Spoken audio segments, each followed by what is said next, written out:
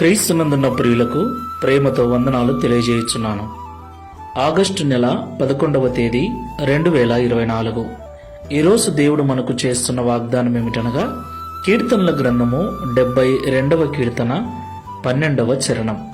దరిద్రులు మొరపెట్టగా అతడు వారిని విడిపించును, దీనులను నిరాధారులను అతడు విడిపించును. ఆమేన్. నా ప్రియమైన సహోదరి సహోదరులారా, మనం ఆరాధించేటువంటి దేవుడు ప్రేమ కనికరములు గలవాడు. ఆయనను నమ్మిన బిడ్డలను ఆయన ఎన్నటికీ చేయి వదిలిపెట్టడు. ఈ లోకంలో ఎవరైతే దేవునికి నిత్యము ప్రార్థనలు చేస్తూ తమ యొక్క స్థితిగతులను బట్టి ఎవరైతే దేవునికి నిత్యము ప్రార్థన చేస్తూ ఉంటారో, దేవుడు ఖచ్చితంగా వారి మొరను విని వారి పరిస్థితి నుంచి వారిని విడిపిస్తాడు.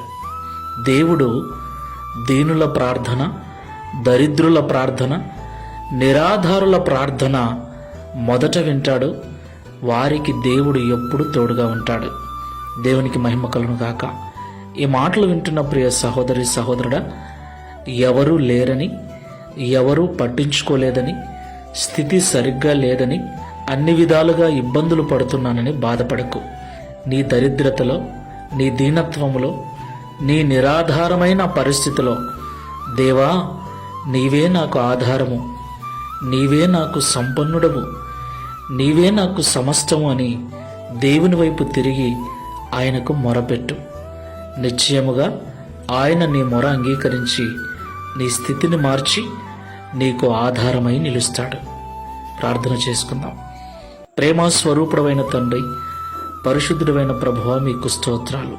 దరిద్రులు, దీనులు, నిరాధారులు మొరపెట్టినప్పుడు నీవు వారి మొర విని వారికి సహాయం చేస్తానని ఈ ఉదయకాల సమయంలో మాతో మాట్లాడినందుకు స్తోత్రాలు.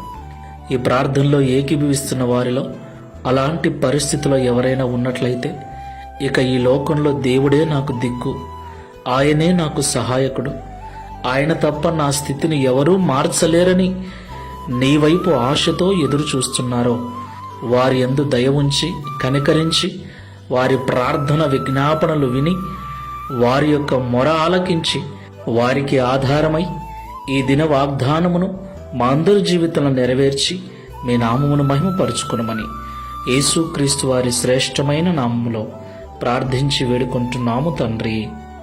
Amen. Praise the Lord. God bless you.